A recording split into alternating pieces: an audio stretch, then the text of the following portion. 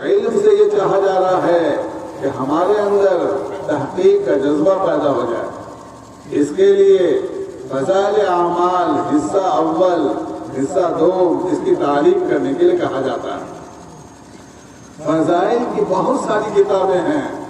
امام بخاری نے لکھا ہے الادب المفرد، یہ بھی فضائل کی کتاب ہے۔ امام نووی نے لکھا ہے ریاض الصالحین، یہ بھی فضائل کی کتاب ہے۔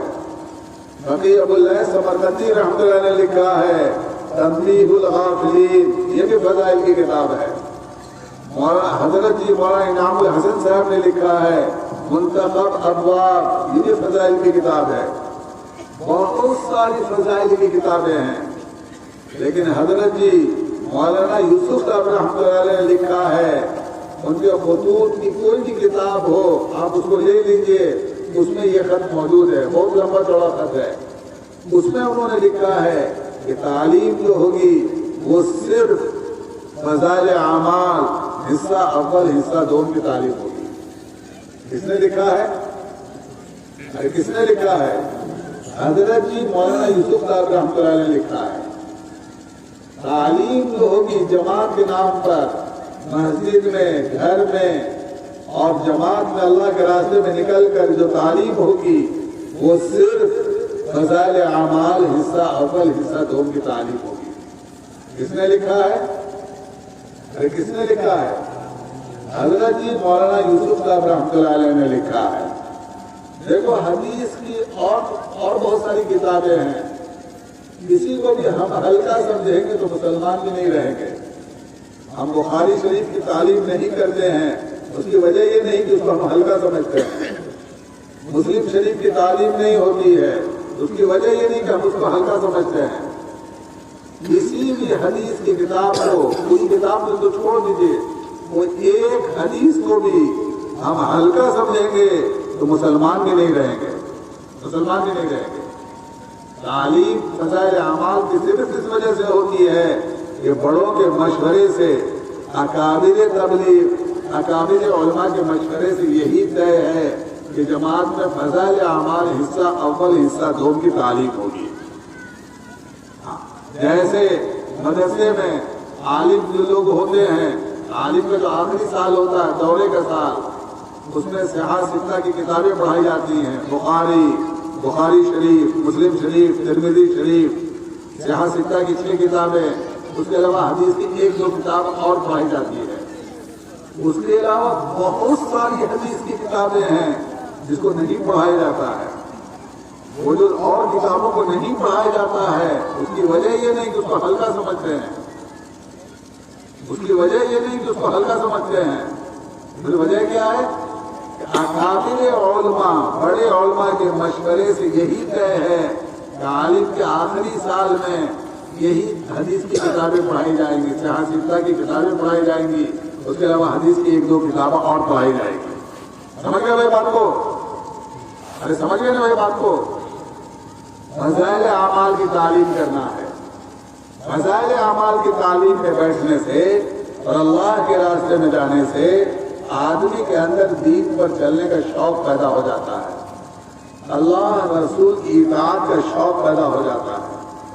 اب ہر آدمی کی ذمہ داری ہے کہ اپنے معتبر علماء سے شروع سے لے کے آخر تک اپنے پورے دین کو سیکھے، جانے، معلوم کرے۔ ہر آدمی کی ذمہ داری ہے۔ اگر آپ نہیں سیکھیے گا، اپنے دین کو نہیں جانیے گا، تو کوئی بھی اللہ رسول دین کے نام پر ڈگڈگی بجائے گا، آپ اس کے ساتھ لگ جائیے گا۔ خوب اچھی طرح سے سمجھیے میری بات کو۔ اگر آپ اپنے دین کو نہیں سیکھیے گا، اپنے دین کو نہیں جانیے گا، تو کوئی بھی اللہ رسول دین کے نام پر ڈگڈگی بجائے گا، آپ اس کے ساتھ لگ جائے گا، قرآن حدیث کا حوالہ دے گا، بخاری مسلم کا دھول جمائے گا، آپ اس کے ساتھ لگ جائیے گا۔ ہر آدمی کی ذمہ داری ہے کہ اپنے پورے دین کو سیکھے، اپنے پورے دین کو معلوم کرے۔ اس لیے کہ اللہ کے رسول صلی اللہ علیہ وسلم کا فرمان ہے، ایک آدمی جو اللہ رسول کی اطاعت کرنا چاہتا ہے، دین پر چلنا چاہتا ہے، اس کو شیطان کیسے گمراہ کرے گا؟ ارے اس کو شیطان کیسے گمراہ کرے گا؟ ایک آدمی جو اللہ رسول کی اطاعت کرنا چاہتا ہے، دین پر چلنا چاہتا ہے، اس کو شیطان کیسے گمراہ کرے گا؟ اس کو شیطان گمراہ کرے گا اللہ رسول کا نام لے کر، اس کو شیطان گمراہ کرے گا قرآن حدیث کا نام لے کر، اس کو شیطان گمراہ کرے گا بخاری مسلم کا نام لے کر، بخاری مسلم کا نام لے کر۔ دیکھیے مثال کے طور پر آپ کو بتا رہے ہیں، مثال کے طور پر آپ کو بتا رہے ہیں، پہلے اپنے بارے میں جانیے، ہم لوگ کون ہیں؟ ہم لوگ مسلمان ہیں، ہم لوگ مسلمان ہیں، ہم لوگ اہل سنت والجماعت ہیں۔ کون ہیں؟ اہل سنت والجماعت ہیں، اہل سنت والجماعت ہیں، یعنی نبی کو مانتے ہیں، صحابہ کو بھی مانتے ہیں، نبی کو بھی مانتے ہیں، صحابہ کو بھی مانتے ہیں۔ یہ چاروں مسلک کے لوگ حنفی، شافعی، مالکی، حنبلی، یہ چاروں مسلک کے لوگ مسلک کے اختلاف کے باوجود سب ایک جماعت ہیں، اہل سنت والجماعت ہیں، اس لیے کہ سب کا عقیدہ ایک ہے۔ سمجھ رہے بات کو؟ یہ چاروں مسلک کے لوگ مسلک کے اختلاف کے باوجود سب ایک جماعت ہیں، اہل سنت والجماعت ہیں، اس لیے کہ سب کا عقیدہ ایک ہے۔ جتنی گمراہ جماعتیں ہوتی ہیں وہ کام کیا کرتی ہیں؟ آپ کو اہل سنت و جماعت سے باہر نکالے گی، اہل سنت و جماعت سے باہر نکالے گی۔ کیا بولے گی؟ ہم کچھ نہیں جانتے، ہم بس اللہ رسول قرآن حدیث، ہم کچھ نہیں جانتے، بس ہم اللہ رسول قرآن حدیث۔ یہ امام ابو حنیفہ، یہ امام شافعی، یہ امام مالک، یہ امام احمد بن حنبل، یہ سب تو قرآن حدیث سے بول رہے ہیں، قرآن حدیث سے باہر کون بول رہا ہے؟ تو پھر اس کے کہنے کا کیا مطلب؟ اس کے کہنے کا مطلب یہ ہوتا ہے کہ یہ لوگ جو قرآن حدیث سمجھا رہے ہیں اس کو مت مانو، ہم قرآن حدیث کی جو الٹی سیدھی تفسیر کر کے تم کو گمراہ کرنا چاہتے ہیں اس کو مانو، یہ مطلب ہوتا ہے۔ جیسے مثال کے طور پر آپ کو بتائیں، قرآن ہی سے گمراہ کرے گا، جیسے ہم لوگ کا عقیدہ ہے، ہم لوگ کا عقیدہ ہے کہ نبی پیدائش سے لے کے موت تک کبھی گمراہ نہیں ہوتا، نبی پیدائش سے لے کے موت تک کبھی گمراہ نہیں ہوتا، نبی معصوم ہوتا ہے، نبی پیدائش سے لے کے موت تک کبھی گمراہ نہیں ہوتا۔ اب قرآن سے آپ کا عقیدہ خراب کرے گا، کیا بولے گا؟ دیکھو اللہ تعالیٰ قرآن میں کہہ رہے ہیں وَوَجَدَكَ ضَالًّا فَهَدَىٰ، وَوَجَدَكَ،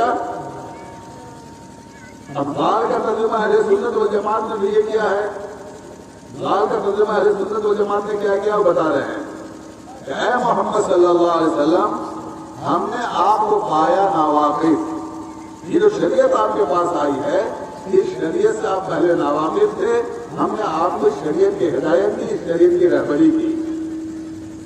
یہ اہل سنت والجماعت نے ترجمہ کیا ہے۔ ضال کا ایک ترجمہ لغت میں دیکھیے گا تو ضال کا ایک ترجمہ گمراہ بھی ہے، ضال کا ایک ترجمہ گمراہ بھی ہے۔ اب جس کو میرا عقیدہ خراب کرنا ہے وہ اسی قرآن سے بولے گا، دیکھو اللہ تعالیٰ بول رہے ہیں نعوذ باللہ نعوذ باللہ نعوذ باللہ، اے محمد صلی اللہ علیہ وسلم، ہم نے آپ کو پایا گمراہ، ہم نے آپ کو پایا گمراہ۔ قرآن میں ہے، قرآن میں ہے، ہم اپنی طرف سے نہیں بولیں، ڈکشنری دیکھ لو، قرآن میں ہے۔ ارے اسی قرآن میں اللہ تعالیٰ کہہ رہے ہیں یضل بہ کثیرا، اسی قرآن کے ذریعے سے ہم بہت سارے لوگ کو ہدایت دیتے ہیں، ویہدی بہ کثیرا، یضل بہ کثیرا، اسی قرآن کے ذریعے سے بہت سارے لوگوں کو ہم گمراہ کرتے ہیں، ویہدی بہ کثیرا، اور اسی قرآن کے ذریعے سے بہت سارے لوگوں کو ہم ہدایت بھی دیتے ہیں۔ سمجھ گئے بات کو؟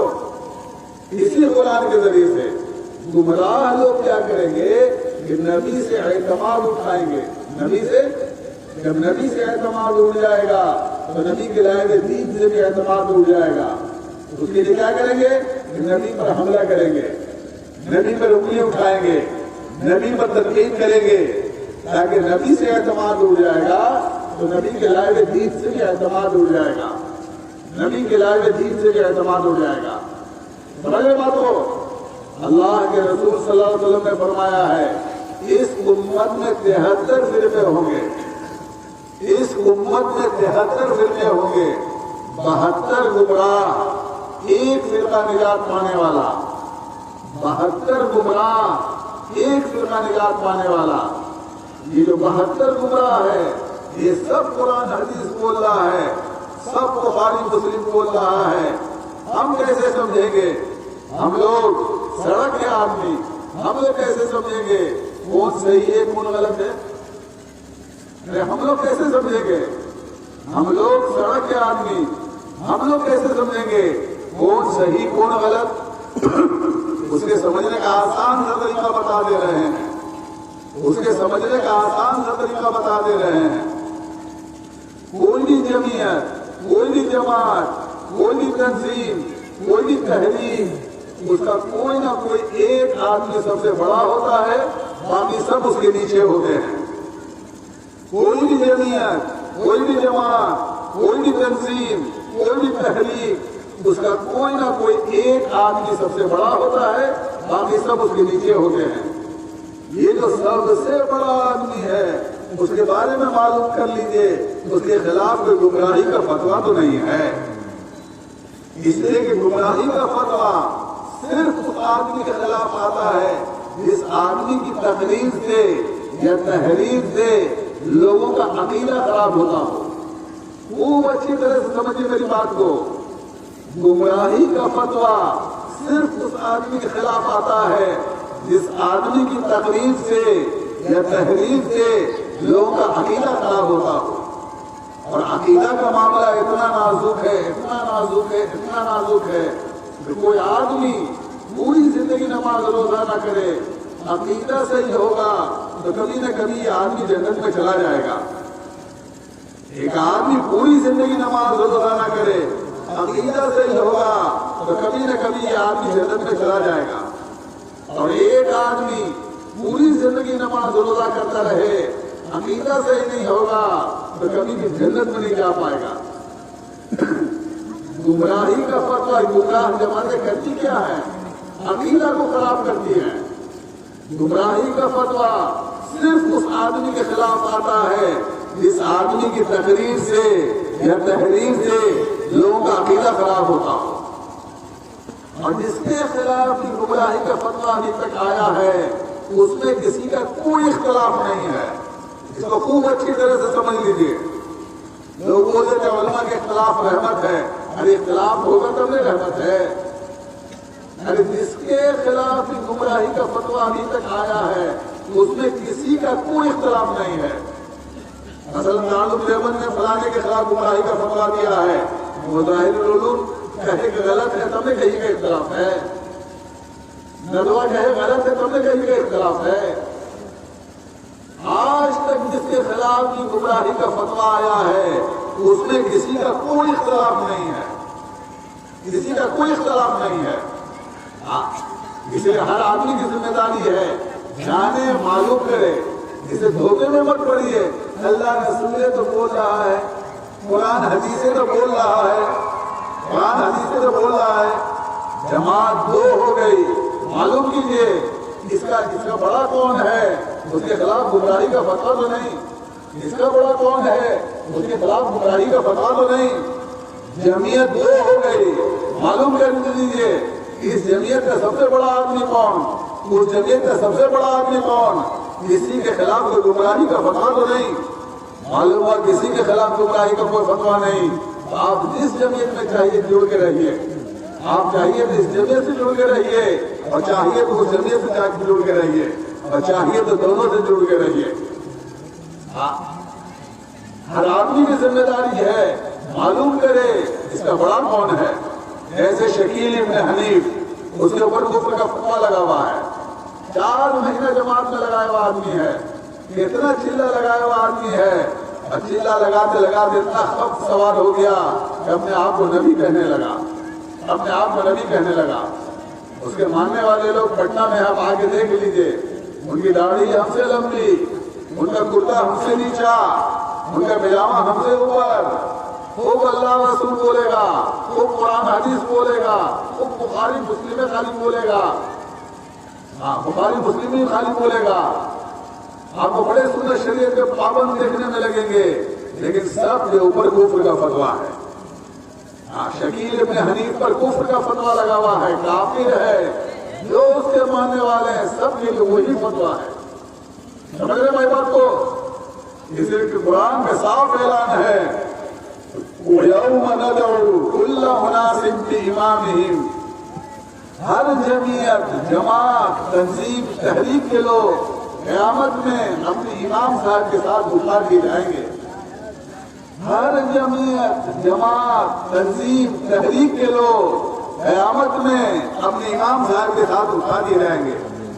اور آگے اللہ تعالیٰ فرماتے ہیں وَمَنْ كَانَ فِي هَٰذِهِ أَعْمَىٰ فَهُوَ فِي الْآخِرَةِ أَعْمَىٰ، جو آدمی اس دنیا میں اندھا بن کر رہے گا قیامت میں بھی اندھا بنا کر اٹھا دیا جائے گا۔ ہر آدمی کی ذمہ داری تحقیق کرے، معلوم کرے۔ اسی لیے ہمارے یہاں پہلے دن سے نمبر ہے علم و ذکر، علم سے یہ چاہا جا رہا تحقیق کا جذبہ پیدا ہو جائے۔ جو آدمی بھی آپ کو تحقیق کرنے سے روکتا ہے، آپ سمجھ جائیے وہ آپ کو کسی گمراہی کے گڑھے میں گرانا چاہتا ہے۔ جو آدمی بھی آپ کو علماء کے پاس تحقیق کرنے سے روکتا ہے کہ ہم جاتے ہیں ذرا علماء سے معلوم کر لیں، پوچھ لیں، جو آدمی بھی آپ کو روکتا ہے آپ سمجھ جائیے وہ آدمی آپ کو گمراہی کے گڑھے میں دھکا دینا چاہتا ہے۔ ہمارے یہاں پہلے دن سے نمبر علم و ذکر، علم سے چاہا جا رہا ہے کہ تحقیق کا جذبہ پیدا ہو جائے۔ معتبر علماء، ہر آدمی کو معلوم ہے کہ ہمارے ضلع میں بڑے علماء لوگ کون ہیں، ہمارے پاس آس پاس کے علاقے میں بڑے علماء کون ہیں، معتبر علماء کون ہیں۔ ہر آدمی کی ذمہ داری ہے تحقیق کرے، معلوم کرے۔ اللہ توفیق دے تو جا کے دارالعلوم چلا جائے، وہاں پوچھ لے کس کے خلاف ابھی تک گمراہی کا فتویٰ آیا ہوا ہے، وہاں جا کے معلوم کر لے۔ ہر آدمی کی ذمہ داری ہے تحقیق کرے، معلوم کرے۔ آپ روزہ سے تھے، یاد ہی نہیں رہا کہ روزہ سے ہیں، ایک پلیٹ کھانا بھی کھا لیا، 2-4 گلاس پانی بھی پی لیا، روزہ رہا یا ٹوٹ گیا؟ بولیے نا بھائی، ارے روزہ رہا یا ٹوٹ گیا؟ روزہ رہا، اس لیے کہ بھول چوک معاف ہے، بھول چوک معاف ہے۔ یاد ہی نہیں رہا کہ روزہ سے تھے، ایک پلیٹ کھانا بھی کھا گئے اور 2-4 گلاس پانی بھی پی گئے، اب پھر بھی روزہ رہا، کیوں؟ اس لیے کہ بھول چوک معاف ہے۔ 4 بجے سحری کا ٹائم ختم ہو رہا تھا، 4 بجے سحری کا ٹائم ختم ہو رہا تھا، آپ یہ سمجھا کہ 4:30 تک سحری کا ٹائم ہے، آپ 4:15، 4:20، 4:25 تک کھاتے پیتے رہے۔ اور ٹائم کب ختم ہو رہا تھا؟ 4 بجے، اور آپ یہ سمجھا کہ 4:30 تک ٹائم ہے، اس لیے 4:15، 4:20، 4:25 تک آپ کھاتے پیتے رہے۔ اب روزہ ہوگا کہ نہیں ہوگا؟ ارے روزہ ہوگا کہ نہیں ہوگا؟ نہیں ہوگا۔ کیوں نہیں ہوگا؟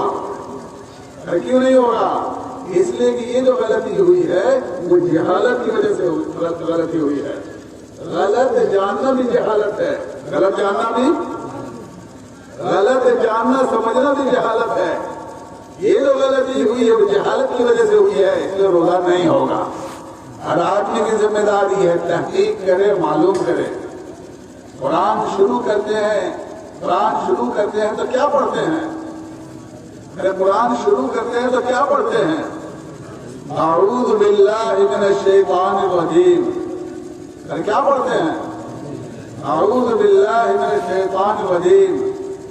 پہلے اس کو پہچانو جو تمہارے دین ایمان کا لٹیرا ہے، جو تمہارے دین ایمان کے دشمن ہیں، پہلے اس کو پہچانو، اس سے بچنے کی تدبیر کرو، اللہ تعالیٰ سے دعا مانگو۔ اعوذ باللہ،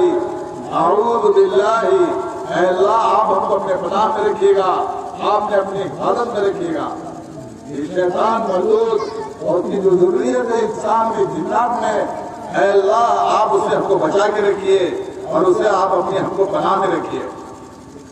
پہلے اس کو پہچانو جو تمہارے دین ایمان کے لٹیرے ہیں، میرے پہلے اس کو پہچانو جو تمہارے دین ایمان کے لٹیرے ہیں. آنکھ بند کر کے چلنا یہ کوئی دین نہیں ہے. آنکھ بند کر کے چلنا یہ کوئی دین نہیں ہے. قرآن پڑھنے آدمی بیٹھا ہے اس سے کہا جا رہا ہے اعوذ باللہ من الشیطان الرجیم، اعوذ باللہ من الشیطان الرجیم. پہلے اس کو پہچانو جو تمہارے دین ایمان کے لٹیرے ہیں اور ان سے بچنے کی تدبیر کرو اور اللہ تعالیٰ سے دعا مانگو اے اللہ آپ ہم کو اپنے پناہ میں رکھیے گا، اپنی حفاظت میں رکھیے گا. یہ شیطان مردود اور اس کی ذریت پہچانو. اسی لیے دارالعلوم دیوبند کسی کے خلاف بھی گمراہی کا فتویٰ دیتا ہے تو کیا کہتا ہے؟ آگاہ کرنا ہم اپنا دینی فریضہ سمجھتے ہیں، آگاہ کرنا ہم اپنا دینی فریضہ سمجھتے ہیں. یہ کیسا آدمی ہے؟ آگاہ کرنا ہم دینی فریضہ سمجھتے ہیں. کسی کی غیبت کرنا حرام ہے اور کسی کی غیبت کرنا فرض ہے. کسی کی غیبت کرنا حرام ہے اور کسی کی غیبت کرنا ضروری ہے. جس سے لوگوں کے دین کو نقصان ہو سکتا ہو اور لوگوں کے ایمان کو نقصان پہنچ سکتا ہو، اس کے بارے میں لوگوں کو بتانا یہ ہر آدمی کی ذمہ داری ہے. ہر آدمی کی ذمہ داری ہے اس کے بارے میں لوگوں کو بتانا. قرآن شروع کیا تو کیا پڑھا؟ اعوذ باللہ من الشیطان الرجیم، اعوذ باللہ من الشیطان الرجیم. اب بولو بسم اللہ الرحمن الرحیم. اب تمہارے لیے اللہ رحمان بھی ہے رحیم بھی ہے. اب تمہارے لیے اللہ رحمان بھی ہے رحیم بھی ہے. پہلے اس کو پہچانو جو تمہارے دین ایمان کے لٹیرے ہیں، ان سے بچنے کی تدبیر کرو اور اللہ تعالیٰ سے دعا مانگو اے اللہ آپ ہم کو اپنی پناہ میں رکھیے، اپنی حفاظت میں رکھیے. اب بولو بسم اللہ الرحمن الرحیم. اب تمہارے لیے اللہ رحمان بھی ہے رحیم بھی ہے. قرآن ختم کرتے ہیں تو کیا پڑھتے ہیں؟ قرآن ختم کرتے ہیں تو کیا پڑھتے ہیں؟ قل اعوذ برب الناس، قل اعوذ برب الناس ملک الناس الہ الناس من شر الوسواس الخناس الذی یوسوس فی صدور الناس من الجنۃ والناس. اعوذ سے شروع کیا اعوذ پہ ختم ہے، اعوذ سے شروع کیا اعوذ پہ ختم ہے. شیطان کے لوگ انسان میں بھی جنات میں بھی من الجنۃ والناس، من الجنۃ والناس. شیطان کے لوگ انسان میں بھی جنات میں بھی ہیں. سب کو پہچانو، پہچانو کون ان کے لوگ ہیں، کون شیطان کا کام کر رہے ہیں، کون شیطان کے پیچھے لگ گئے ہیں، ان کے پیروکار بنے ہوئے ہیں. ان کو پہچانو، ان سے بچنے کی تدبیر کرو اور اللہ تعالیٰ سے دعا مانگو اے اللہ آپ ہم کو بچائیے گا، اے اللہ آپ ہم کو اپنے پناہ میں رکھیے گا. کیا مطلب؟ آدمی پورے قرآن پر عمل کر رہا ہے پھر بھی شیطان کے فتنے سے معمون نہیں ہے، پھر بھی شیطان کے فتنے سے معمول نہیں ہے. شیطان کے فتنے سے کون بچے گا؟ جو چوکنا ہوگا اور اللہ تعالیٰ سے دعا مانگتا ہوگا کہ اللہ ہم کو شیطان کے فتنے سے بچائیے گا.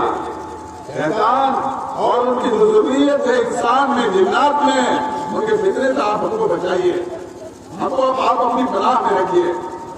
امام احمد بن حنبل دنیا سے جا رہے تھے، لوگ ان کو کلمہ تلقین کر رہے تھے، کہنے لگے ابھی نہیں ابھی نہیں ابھی نہیں.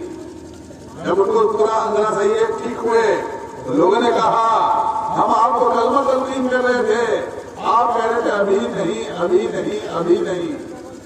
کہنے لگے شیطان ابلیس سامنے میں کھڑا تھا اور کہہ رہا تھا احمد تم میرے ہاتھ سے نکل گئے، احمد تم میرے ہاتھ سے بچ گئے، احمد تم میرے ہاتھ سے چھوٹ گئے.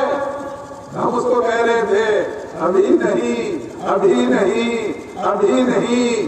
جب تک کہ ایمان پر خاتمہ نہیں ہو جاتا ہے تمہارے فتنے سے اطمینان نہیں ہے. اتنا بڑا آدمی جس کی پوری زندگی قرآن حدیث کی حفاظت میں گزری اور پورے قرآن حدیث پر عمل کرنے میں گزری، اور قرآن حدیث کی اشاعت میں گزری، وہ آدمی کتنا چوکنا ہے، کتنا چوکنا ہے۔ شیطان اس سے کہہ رہا بچ گئے، نہیں ابھی نہیں، ابھی نہیں، ابھی نہیں، جب تک کہ ایمان پر خاتمہ نہیں ہو جاتا ہے تب تک تمہارے فتنے سے اطمینان نہیں ہے۔ ہم کتنا مطمئن ہیں، ارے ہم کتنا مطمئن ہیں، صحابہ کتنا چوکنا تھے۔ ایک تابعی کہتے ہیں میری بہت سارے صحابہ سے ملاقات ہوئی، سب کو اپنے ایمان کے بارے میں ڈرتا ہوا پایا، سب کو اپنے ایمان کے بارے میں ڈرتا ہوا پایا۔ ہر آدمی کی ذمہ داری ہے، ہر آدمی کی ذمہ داری ہے کہ چوکنا رہے، چوکنا رہے، اور بڑے علماء سے رابطے میں رہے، پوچھ پوچھ کر چلے، پوچھ پوچھ کر چلے۔ اسی لیے پہلے دن سے ہمارے یہاں نمبر ہے علم اور ذکر۔ علم سے یہ کہا جا رہا ہے کہ تمہارے اندر تحقیق کا جذبہ پیدا ہو جائے۔ حضرت مولانا یوسف صاحب رحمۃ اللہ علیہ سے لوگوں نے کہا کام اتنا پھیلتا جا رہا ہے، آپ نے اصول کی کوئی کتاب نہیں لکھی؟ ہاں لکھی ہے نا، ارے لکھی ہے نا۔ لوگوں نے پوچھا کہاں ہے؟ کہنے لگا حیات الصحابہ۔ ارے حیات الصحابہ کتاب لکھی ہے نا، وہ 3 جلد میں یہ کتاب ہے، 3 حصے میں یہ کتاب ہے۔ ہر کتاب کو مولانا یوسف صاحب رحمۃ اللہ علیہ نے شروع کیا ہے قرآن پاک کی اس آیت سے، من المؤمنین رجال صدقوا ما عاهدوا الله علیہ ومنهم من قضى نحبه ومنهم من ينتظر وما بدلوا تبدیلا۔ ہر کتاب کو 3 کتاب ہے، تینوں کو اسی آیت سے شروع کیا ہے، اور اس کے نیچے میں عبداللہ ابن مسعود کی ایک حدیث نقل کیا ہے۔ ہر کتاب کے شروع میں عبداللہ ابن مسعود کی ایک حدیث نقل کیا ہے، اس میں عبداللہ ابن مسعود رضی اللہ تعالیٰ عنہ کہہ رہے ہیں اپنے زمانے کے لوگوں کو، کتنا بہترین زمانہ ان کا تھا، کتنا بہترین زمانہ ان کا تھا۔ وہ اپنے زمانے کے لوگوں کو کہہ رہے ہیں، اپنے زمانے کے لوگوں کو کہہ رہے ہیں تم ان کی پیروی کرنا، تم ان کی پیروی کرنا۔ تمہارے اکابر جو دنیا سے جا چکے، حضرت محمد صلی اللہ علیہ وسلم، حضرت ابو بکر، حضرت عمر اور اس جیسے جو اکابر جو دنیا سے جا چکے، تم ان کی پیروی کرنا، ان لوگوں کی پیروی مت کرنا جو زندہ ہیں، اس لیے کہ زندے فتنے سے معمون نہیں ہیں۔ ہر کتاب کے شروع میں حدیث نقل کیا ہے، تم ان کی پیروی کرنا، تمہارے اکابر جو دنیا سے جا چکے، تم ان کی پیروی کرنا، زندوں کی پیروی مت کرنا، اس لیے کہ زندے فتنے سے معمون نہیں ہیں۔ ہم سے کیا کہنا چاہ رہے ہیں؟ ہم سے یہ کہنا چاہ رہے ہیں مولانا یوسف صاحب رحمۃ اللہ علیہ کہ تمہارے اکابر جو مولانا قاسم نانوتوی، مولانا رشید گنگوہی، مولانا حسین احمد مدنی، مولانا اشرف علی تھانوی، مولانا الیاس صاحب، مولانا یوسف صاحب، مولانا انعام صاحب جو دنیا سے جا چکے، تم ان کی پیروی کرنا، تمہارے اکابر جو دنیا سے جا چکے، تم ان کی پیروی کرنا، زندوں کی پیروی مت کرنا، اس لیے کہ زندے فتنے سے معمون نہیں ہیں۔ تم زندوں کی پیروی مت کرنا، اس لیے کہ زندے فتنے سے معمون نہیں ہیں۔ ہر آدمی کی ذمہ داری ہے کہ اپنے پورے دین کو جانے، سیکھے، معلوم کرے۔ ہر آدمی کی ذمہ داری ہے۔ کچھ بولنے سے ایمان بنتا ہے، کچھ بولنے سے ایمان ختم بھی ہو جاتا ہے۔ کچھ بولنے سے ایمان بنتا ہے، کچھ بولنے سے ایمان ختم بھی ہو جاتا ہے۔ کچھ کرنے سے نماز ہوتی ہے، کچھ کرنے سے نماز ختم بھی ہو جاتی ہے۔ کچھ کرنے سے روزہ ہوتا ہے، کچھ کرنے سے روزہ ختم بھی ہو جاتا ہے۔ کچھ بولنے سے نکاح ہوتا ہے، کچھ بولنے سے نکاح ختم بھی ہو جاتا ہے۔